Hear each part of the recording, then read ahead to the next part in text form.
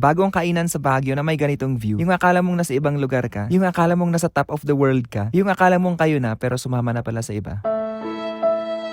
Sobrang sarap mag-unwind dito habang nagkakape. Sarap ng hangin, isang langhap mo lang makakalimutan mo na siya. Eto nga palang Kawa Eats, located dito sa Ongasan, Luacan, Baguio City. Turo ko kung paano mag-commute dito mula sa Session Road at the end of the video. Kasama ko nga pala tong pinsan kong walang ginawa kundi mag-selfie at mag-emote. Teka, sinong nanakit nito? Bale, ito lang palang nasa menu nila. Limited lang, pero sa view unlimited. Nagliempo lang kami ni Insan, tas brewed coffee at Chingo Cafe. Pero kung benggang food trip ang hanap nyo, marami namang option sa city proper. Pero kung emotera ka, ay bagay ka dito. Katabi lang nito ang Cafe Kawa na nag-close nung pumunta kami, kaya dito na kami dumiretso. May view deck dito sa taas na napakaganda ng view na para bang kaya niyang hilumin ang pusong nagmahalang naman. Pero ang ending nasaktan.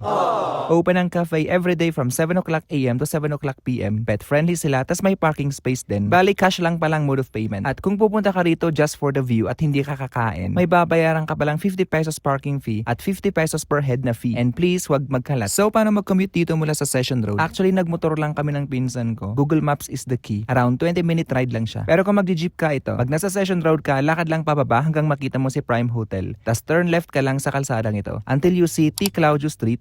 Bago ang parada ng jeep pa Mines View, may kalsada pababa at hanapin dyan ang jeep na may sulat na Luacan. Pa-drop off ka sa Welcome Arc ng Luacan Airport, 26 pesos ang pamasahe. From here, pwede ka mag-taxi papuntang Cafe Kawa, 60 to 100 pesos ang pamasahe. Pero kung wala kang masakyan, huwag mong ipilit, char. Pasok ka lang sa airport, keep walking lang. Cross lang natin ang landingan ng plane until dito sa may gate, tas sundan lang ang kalsada. Bali, it will take you around 30 minutes of walking bago mamarating si Cafe Kawa. Tama lang, mag-exercise ka naman, wag puro kain lang. Akit lang tayo dyan sa may Cafe Kawa and Kawa Eats is located lang dito sa baba niya. Pagbabalik ka na ng city proper, pwede ka maghintay sa mga nagpapahatid ng taxi. Pero kung wala, abay lakad na naman tayo hanggang sa Welcome Arc ng Luacan Airport at doon ka na maghintay ng jeep pabalik.